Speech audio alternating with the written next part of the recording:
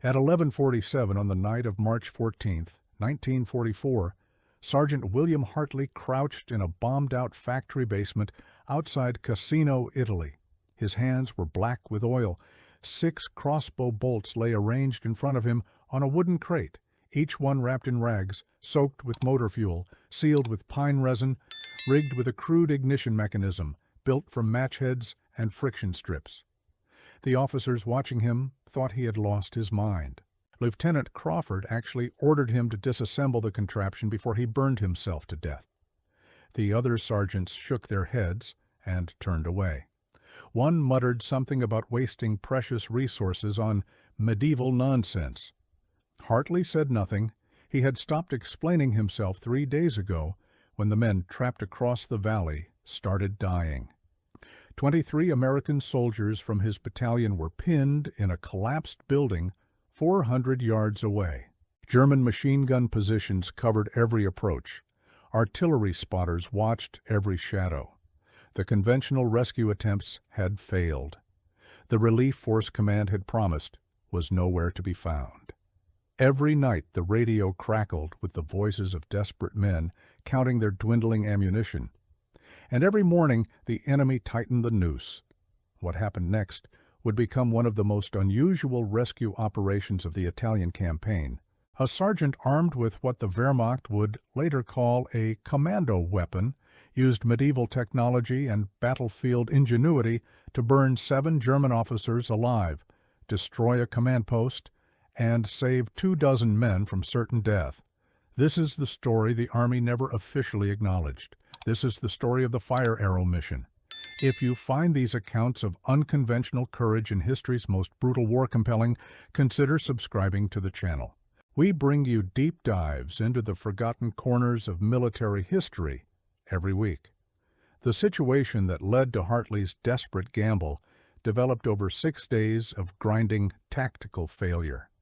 The third assault on Cassino had begun on March 15th, when Allied bombers dropped more than 1,000 tons of explosives on the town and the monastery above it.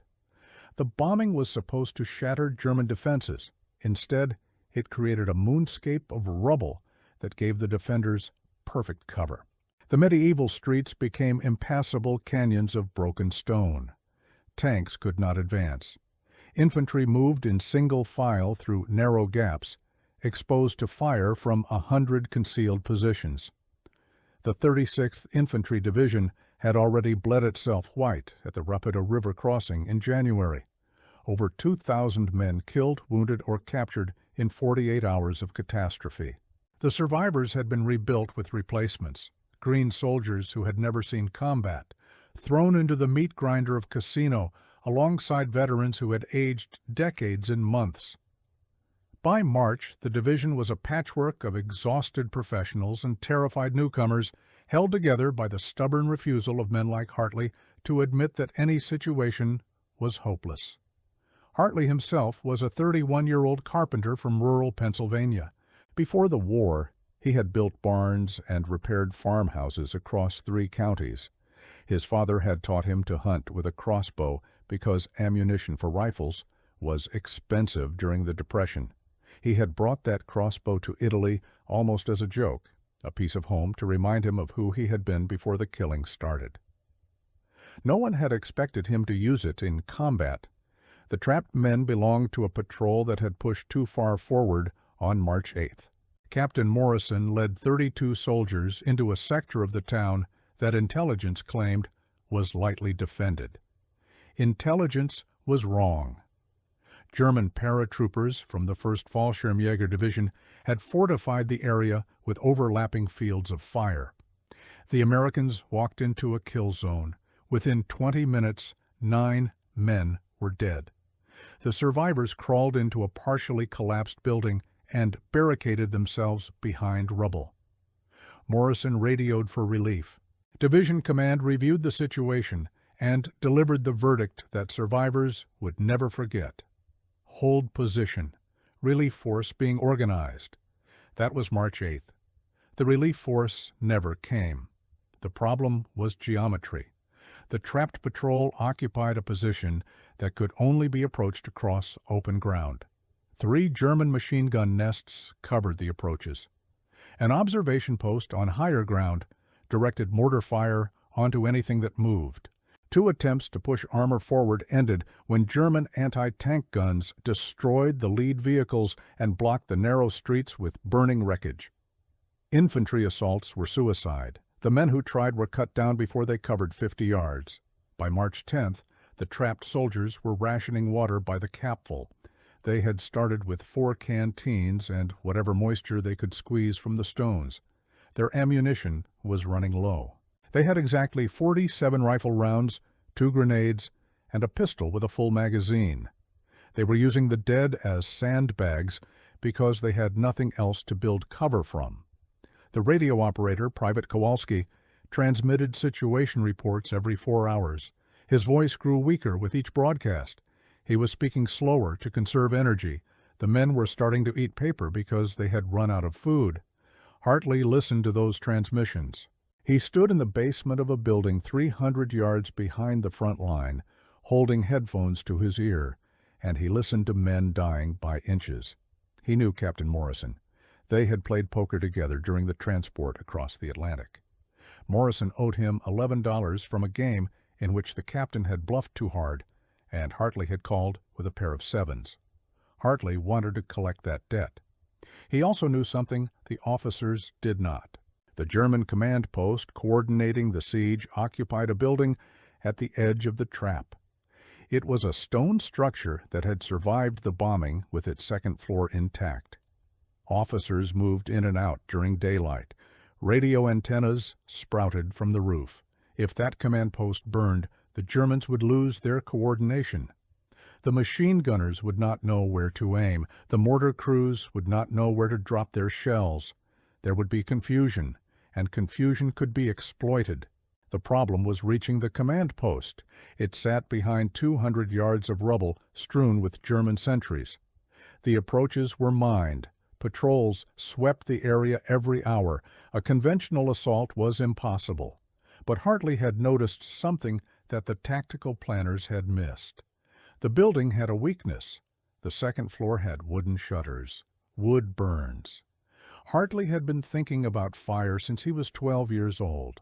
His father had taught him to start fires with flint and steel when matches were too expensive. He had built bonfires in fields and burned brush piles in orchards. He understood the way flames spread across dry wood, the way heat rose through structures, the way smoke disoriented people and drove them from their positions. Fire was a weapon as old as warfare itself. The Romans had used it. The Greeks had invented weapons to project it. Why should a sergeant from Pennsylvania not use it against the Wehrmacht? He requisitioned motor oil from the supply depot. He scavenged rags from abandoned buildings. He collected pine resin from shattered trees and match heads from every pack he could find. He worked in the basement for 2 days, experimenting with different combinations, testing ignition mechanisms, wrapping and unwrapping the bolts until he found a design that would burn hot and stay lit during flight. The officers who saw him thought he was wasting time. Lieutenant Crawford ordered him to stop and return to useful duty.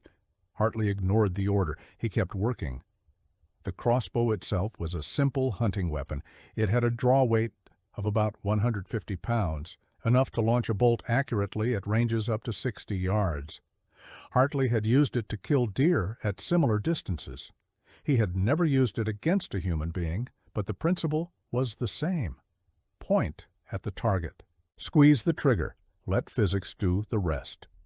By the evening of March 14th, he had 6 bolts ready. Each one carried a payload of oil-soaked rags wrapped around the shaft, sealed with pine resin to protect the fuel, fitted with a friction igniter made from match heads and sandpaper strips. The theory was simple. Pull the trigger strip as you aim. The friction ignites the match heads. The match heads ignite the rags. The rags burn hot enough to melt the resin and spread the oil. By the time the bolt strikes, it is a ball of fire. He had tested one bolt behind the lines. It worked. The flame was bright and hot and lasted nearly a minute. Now he needed to reach the target. Hartley approached the problem the way a hunter approaches a stalk. He studied the German patrol patterns for 2 days. He mapped the sentry positions. He identified a route through the rubble that would keep him below the sight lines of the observation post. He calculated the time required to cover each segment and the windows of opportunity between patrols. He knew exactly where he needed to be at exactly what moment. The plan was insane. Even Hartley admitted that. He was proposing to crawl through 200 yards of enemy-controlled territory, carrying a medieval weapon and homemade incendiary devices, approach within 30 yards of a German command post, and set it on fire while surrounded by soldiers who would very much like to prevent that from happening. The odds of survival were not good. But the alternative was listening to Morrison and his men die over the radio. At 0100 on March 15th, Hartley left the basement. The night was cold. A thin mist hung over the rubble, reducing visibility to about 50 yards. Hartley had blackened his face with soot and wrapped his boots in rags to muffle his footsteps. He carried the crossbow slung across his back and the 6 bolts in a canvas bag at his hip. He wore no helmet because the metal might reflect light. He brought no rifle because the weight would slow him down. His only weapons were the crossbow, a fighting knife, and fire. He moved through the ruins like a ghost. Years of hunting had taught him to read terrain instinctively, to find the paths that would not betray him. He crawled over shattered walls and through gaps in the rubble. He froze when sentries passed. He breathed through his mouth to prevent the condensation of exhaled air from revealing his position. Every movement was deliberate. Every step was calculated. The first 100 yards took 45 minutes. He reached the midpoint of the German perimeter at 01:45. A patrol passed within 10 feet of his position. He pressed himself into a crater and did not move. The soldiers walked by without looking down. Their boots crunched on broken stone. Their voices carried in the night air, casual conversation about food and cigarettes and when they might be rotated out of this hellhole. Hartley did not understand German, but he understood the tone. These were tired men doing a job. They were not expecting a lone American with a crossbow. The second 100 yards were harder. The rubble was more exposed. The sight lines were longer. Hartley had to time his movements to coincide with the moments when the observation post was looking elsewhere. He counted seconds in his head. He memorized the rhythm of the searchlight on the distant hill. He moved when the light swung away and froze when it swung back. It was the slowest hunt of his life. At 02:15, he reached his firing position. He was lying in a crater 30 yards from the German command post. The building rose above him, its stone walls scarred by shrapnel, its wooden shutters closed against the cold. A light burned behind one of the second-floor windows. Shadows moved inside. Officers were working late, coordinating the siege that was slowly strangling Morrison and his men. They had no idea what was coming. Hartley unslung the crossbow.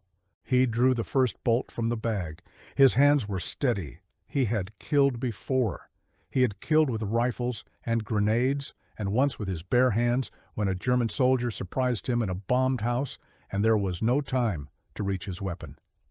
Killing was not the problem. The problem was doing it right. He pulled the friction igniter. The match heads flared. The rags caught fire. The bolt became a torch, bright and hot, impossible to miss. He had seconds before someone noticed the light. He aimed at the shuttered window and squeezed the trigger. The bolt flew true. It punched through the wooden shutter and disappeared into the room beyond. For a moment, nothing happened. Then the flames found fuel.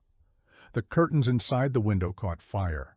The light behind the glass changed from yellow to orange. Shadows lurched across the walls as men scrambled to respond. Hartley was already loading the second bolt. He ignited it and fired at the next window, then the third, then the fourth. He worked with mechanical precision, igniting and firing, putting burning bolts through every opening he could see. By the time he exhausted his supply, the entire second floor was burning. The Germans began to panic. Men ran from the building, coughing and choking, their uniforms smoking. Officers shouted orders that nobody followed. The radio equipment inside was destroyed.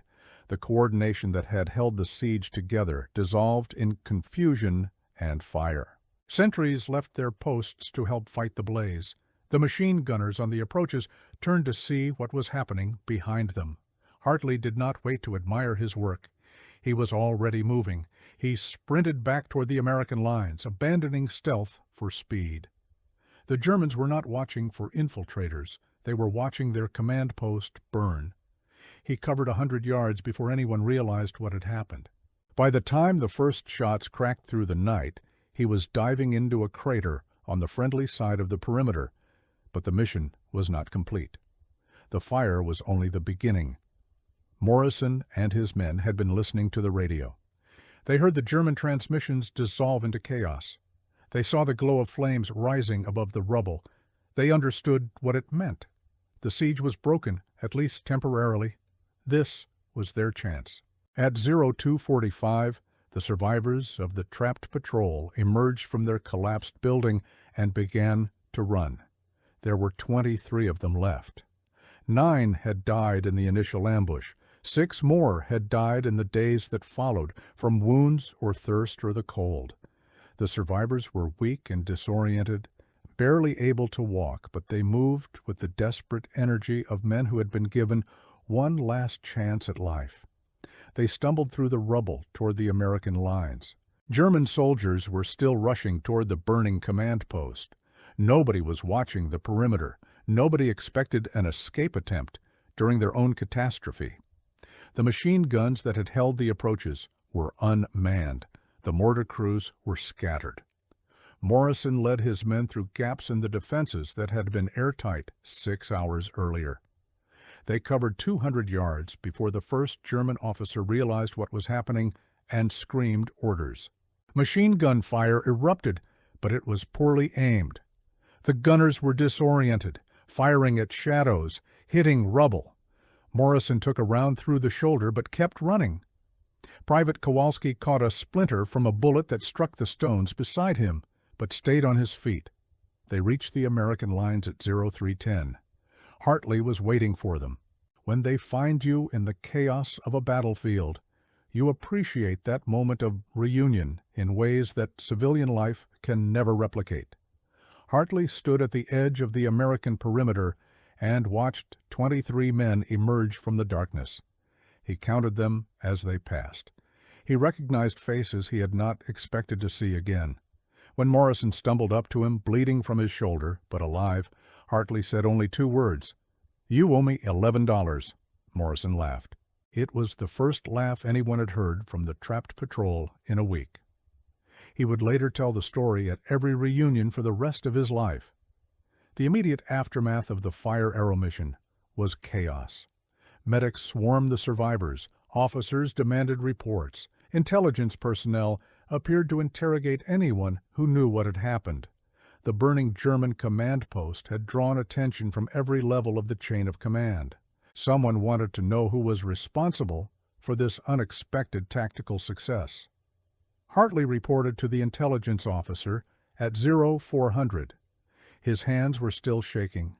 His uniform was caked with frozen mud and blood from a dozen small cuts he had not noticed. He told the story from beginning to end. He described the construction of the incendiary bolts. He explained the tactical reasoning. He detailed the infiltration route and the firing sequence. The intelligence officer, a captain named Kowalski, with no relation to the radio operator, took notes without expression. When Hartley finished, the captain said only one thing. 7 dead officers confirmed by radio intercept. The building is still burning. Germans are calling it a commando raid by a specialist team. Hartley shook his head. It was not a commando raid. It was a carpenter from Pennsylvania with a hunting crossbow and some rags soaked in motor oil. But the captain was already reaching for his coffee, and Hartley understood that the truth did not matter. What mattered was the result. The intelligence report that eventually circulated through division and corps headquarters described the fire arrow mission in clinical terms. It noted the improvised incendiary devices. It documented the infiltration technique. It praised the tactical creativity of using fire to disrupt enemy coordination, but it did not mention Hartley by name. The Army had reasons for keeping certain operations quiet. A lone sergeant attacking a German command post with medieval weapons was either an embarrassment or a propaganda goldmine, depending on how it was spun. Command chose silence. The Army's institutional memory worked differently. Officers talked to other officers. Sergeants told stories over drinks. The OSS, which was always looking for unconventional approaches to unconventional problems, added Hartley's incendiary bolt design to their field manuals. Similar missions were attempted in subsequent months. 2 succeeded. 1 failed when the infiltrator was discovered before reaching his target. The concept of improvised fire weapons spread through special operations channels and influenced training doctrines for decades. We are halfway through the story now, and this is another good moment to remind you that if you are enjoying this deep dive into forgotten military history, subscribing to the channel helps us continue producing content like this. Every subscription supports the research that makes these stories possible. Hartley himself received no official recognition for the fire arrow mission. There was no medal ceremony, no commendation letter, no photograph with a general. The closest he came to acknowledgement was a handwritten note from Morrison thanking him for saving 23 lives. That note survived the war. Hartley kept it in his wallet until he died decades later in the same Pennsylvania town where he had been born. But the story does not end with the rescue. The fire arrow mission was a single moment in a campaign that would grind on for 2 more months. Understanding its significance requires understanding the context of Cassino, a battle that consumed armies and left scars on the Italian landscape that remain visible today. The monastery of Monte Cassino sat atop a 500-meter hill overlooking the Liri Valley, the main route from Naples to Rome. The Benedictine Abbey had stood on that hill for 14 centuries. Saint Benedict himself had founded it in 529. It had survived barbarian invasions and earthquakes and the slow decay of the Roman world. Now it sat at the center of the German Gustav Line, the most formidable defensive position in Italy. The Germans understood the value of the monastery's commanding position. From its heights, observers could see every movement in the valley below. Artillery spotters directed fire onto any vehicle or column of men that attempted to advance. The town of Cassino, clustered at the base of the hill, became a fortress of rubble and reinforced positions. Every building was a strong point. Every street was a kill zone. The Fallschirmjäger who defended it were among the best soldiers in the German army. The Allies attacked Cassino 4 times, the first assault in January, through American and French troops against the German lines. The French colonial forces, experienced mountain fighters from North Africa, pushed furthest up the slopes before being driven back by counterattacks. The Americans of the 36th Division suffered their catastrophe at the Rapido River, a crossing attempt that became a byword for military disaster. The second assault in February began with the controversial decision to bomb the monastery. Allied commanders believed the Germans were using the abbey as an observation post. Whether they were or not remains debated by historians to this day. What is not debated is the result. American bombers dropped 500 tons of explosives on the ancient structure. They reduced it to rubble. And then German paratroopers moved into the ruins and found that the shattered walls made better defensive positions than the intact building ever had. The third assault, in March, was the bloodiest. After the massive bombing on March 15th, New Zealand and Indian troops attacked the town while Gurkha battalions stormed the heights. The fighting was medieval in its intimacy. Men killed each other with grenades and bayonets in rooms where they could barely see their enemies. The New Zealand Maori Battalion lost 128 men in a single night attacking the railway station. the defenders did not break. After 3 weeks of continuous combat, the Allies withdrew to reorganize. The fourth assault, in May, finally succeeded. Polish troops stormed the monastery, while British and American forces broke through the Gustav Line south of Cassino. The Germans, outflanked and exhausted, finally retreated. On May 18th, Polish soldiers raised their flag over the ruins of the abbey. The road to Rome was open. Throughout these months of horror, small acts of individual initiative changed outcomes in ways that official histories rarely acknowledge.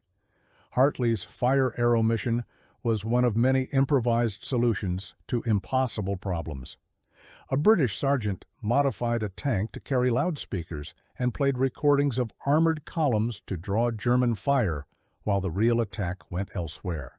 An Indian soldier climbed a cliff that the Germans considered impassable and established a forward observation post that directed artillery onto positions the enemy thought were safe. A Polish medic ran through machine gun fire to retrieve wounded men from positions that should have been unreachable. These stories accumulate. They form the texture of combat that strategic summaries cannot capture. The men Hartley saved went on to fight for another year. Morrison recovered from his shoulder wound and led his company through the drive on Rome. He was wounded again in France and awarded the Bronze Star for actions near the Rhone Valley.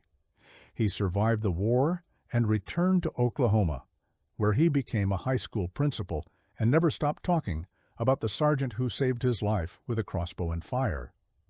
Kowalski, the radio operator who had transmitted those desperate reports from the trapped building, became an engineer. He built bridges across rivers that reminded him of the Rapido, and he never crossed one without thinking of the men who had not made it out. The psychological impact of the fire arrow mission extended beyond the men directly involved. For the Germans who survived the burning command post, the incident was terrifying in its unexpectedness. Their after-action reports described a sophisticated commando operation using specialized incendiary weapons. They allocated additional resources to perimeter security. They moved command posts further from the front lines. They were defending against threats that did not exist because they could not believe that one man with a crossbow had caused so much damage. This is the nature of asymmetric tactics. When a weaker force uses unconventional methods, the stronger force must defend against possibilities that may never materialize. The cost of defending is often greater than the cost of attacking. Hartley's 6 bolts, constructed from scavenged materials worth almost nothing, forced the Germans to divert personnel and attention from their primary mission. The trapped patrol escaped because the enemy was looking the wrong direction. Military history is filled with similar examples. The ancient Greeks used fire ships to destroy Persian fleets. Medieval defenders poured boiling oil on attackers from castle walls. Confederate raiders in the American Civil War burned Union supply depots with torches and ingenuity. Fire has always been the weapon of those who cannot afford better options. It requires no factories, no supply chains, no technological infrastructure. It requires only fuel and flame and the willingness to use them. Hartley understood this instinctively. He was not educated in military theory.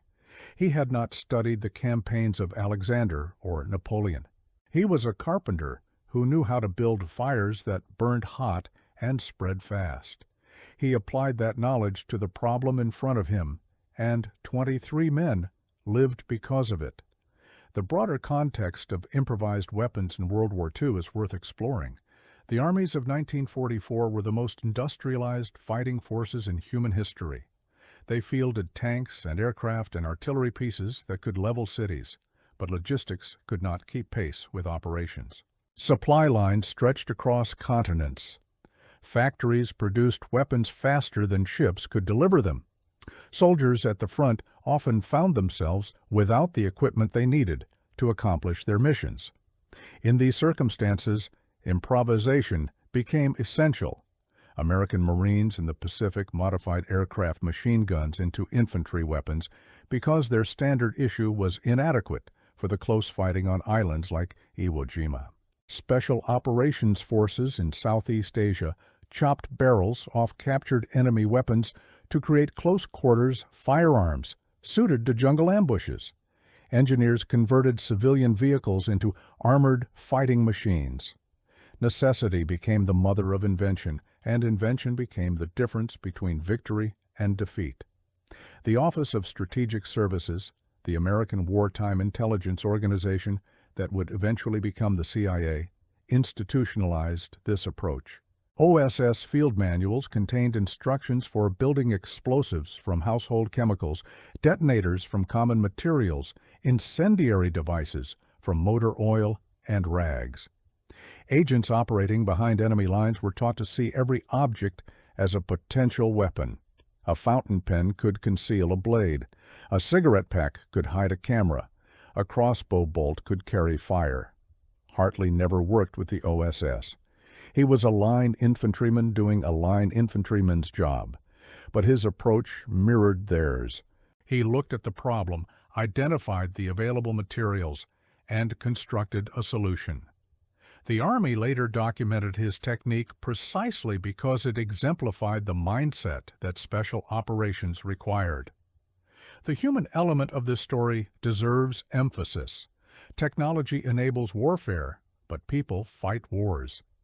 The bolts Hartley constructed were tools. The crossbow was a mechanism. The fire was chemistry. But the decision to crawl through 200 yards of enemy territory, alone, at night, with nothing but medieval weapons and improvised incendiaries, was a human choice. It required courage that cannot be manufactured or issued from a supply depot. Courage is poorly understood by those who have not needed it. It is not the absence of fear. Hartley was afraid. He admitted later that his hands were shaking so badly when he reached his firing position that he almost dropped the first bolt. Fear is the normal response to mortal danger. Courage is the decision to act despite fear, to do the necessary thing when every instinct screams for retreat. What made Hartley act? He had no special relationship with the trapped men. Morrison was an acquaintance, not a close friend. The $11 debt was a joke, not a motive. But Hartley had listened to those radio transmissions. He had heard the voices of men dying. He understood that if he did not act, no one would. The relief force was not coming. The tactical situation was hopeless. The only variable he could change was himself. This is the essence of individual initiative in military operations. Large organizations are designed for efficiency, not flexibility. They follow plans that are created in advance by people who cannot anticipate every contingency. When plans fail, the organization often cannot adapt quickly enough to respond.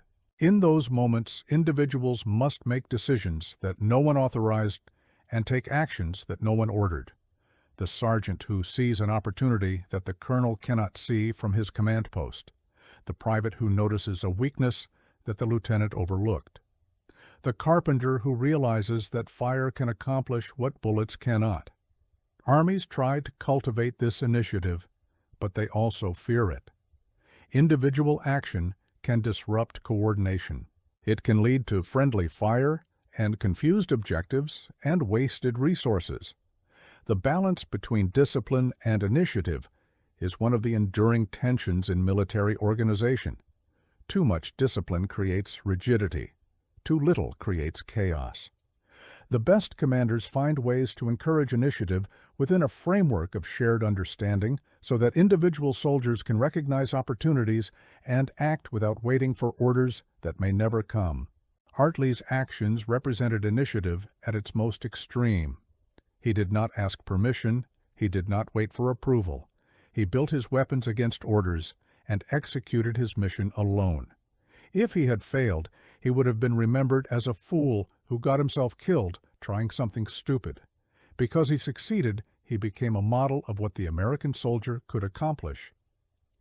The morning after the fire arrow mission, the sun rose over Cassino and revealed a landscape of devastation. The German command post still smoldered. Bodies lay in the rubble where they had fallen. The siege that had held the trapped patrol was broken, but the larger battle continued. Machine guns still chattered. Artillery still rumbled. Men still died for positions that changed hands and changed again. Hartley did not rest. There was no time for rest in Cassino. He returned to his unit and resumed the grinding work of infantry combat. He participated in the attacks that followed the March bombing.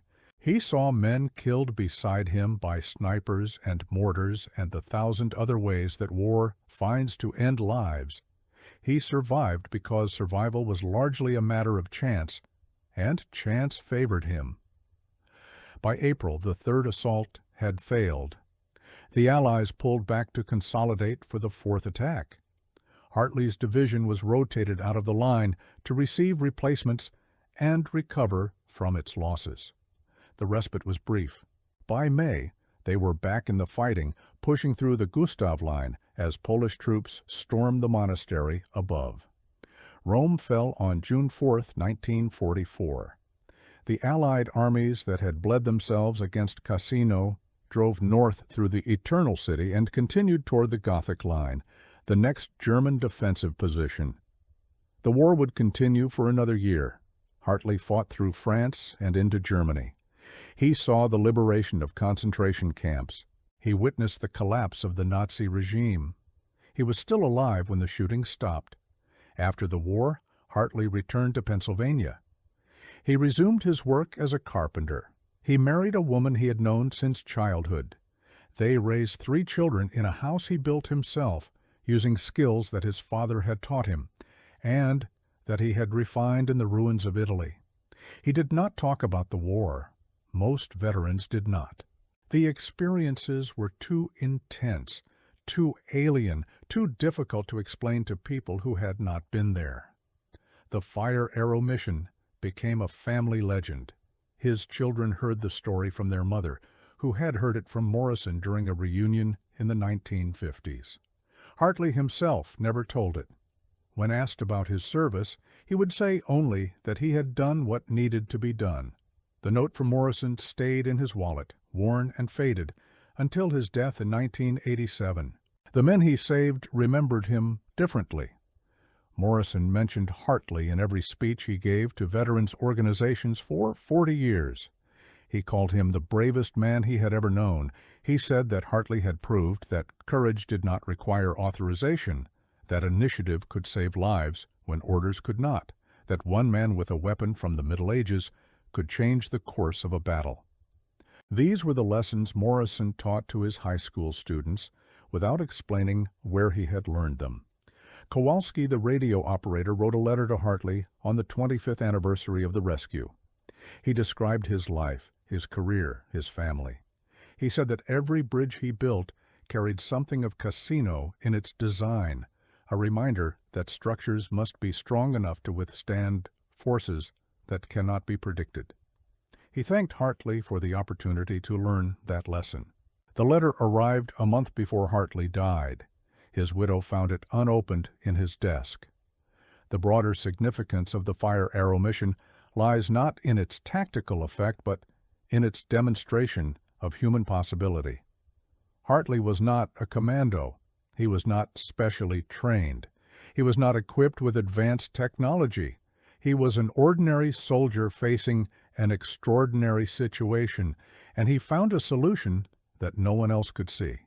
This is the capacity that wins wars, not the tanks or planes or artillery pieces, but the people who operate them, who adapt them, who improvise new uses when old methods fail. Military history tends to focus on generals and strategies, on grand movements of armies across maps. But battles are fought by individuals. They are won and lost in moments of decision that no commander can control. A sergeant decides to build fire arrows. A captain decides to risk an escape. A private decides to hold position 1 minute longer. These decisions accumulate. They become the texture of victory or defeat. The Fire Arrow mission also illustrates the continuity of warfare across centuries. Hartley used a weapon that would have been familiar to soldiers in the Crusades. He applied principles of incendiary attack that the Byzantines had perfected with Greek fire 1,000 years earlier. The technology of war advances, but the fundamentals remain. Fire burns. Confusion creates opportunity. Courage can accomplish what planning cannot foresee.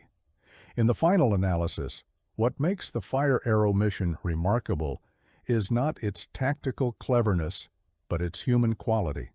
A man decided to save other men. He used the tools available to him. He risked his life for people he barely knew. This is the story that deserves to be told, not because it changed the course of the war, but because it reveals what ordinary people can accomplish when they refuse to accept that a situation is hopeless. The 23 men who escaped that night because of Hartley's actions lived full lives. They had children and grandchildren. They contributed to their communities.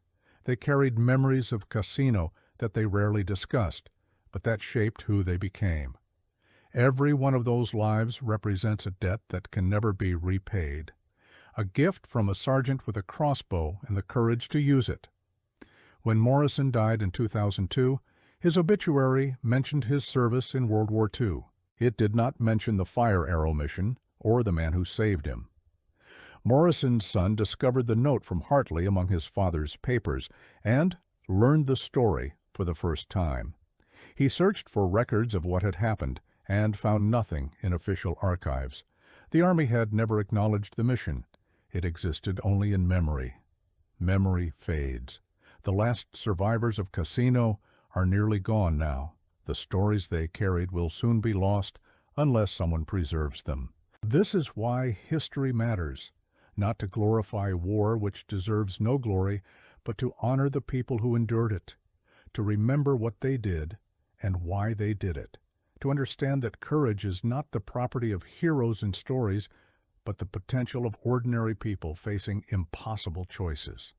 Sergeant William Hartley was one of those ordinary people. He built barns before the war and built them again after. He raised a family in the same county where he had grown up. He lived quietly and died quietly, and left behind no monument except the lives of the men he saved. But in that one night in March 1944, he proved that a single person can change outcomes that seem fixed by overwhelming force. He proved that ingenuity and courage can accomplish what armies cannot. He proved that fire, the oldest weapon, remains a tool for those who know how to use it. The German officers who died that night never knew who killed them. They went to their graves believing they had been attacked by specialized commandos with advanced weapons. The truth was simpler and more remarkable. A carpenter with a crossbow burned them out of their command post because he would not let his comrades die without trying to save them. That is the story of the fire arrow mission. It deserves to be remembered. If you have made it to the end of this deep dive, thank you for joining us on this journey through one of the most unusual episodes of the Second World War. Consider subscribing to the channel if you want to hear more stories like this one. Share this video with anyone who appreciates military history or tales of individual courage against impossible odds. And remember that history is not just about great events and famous names. It is about people like Sergeant Hartley, who did what needed to be done when no one else would.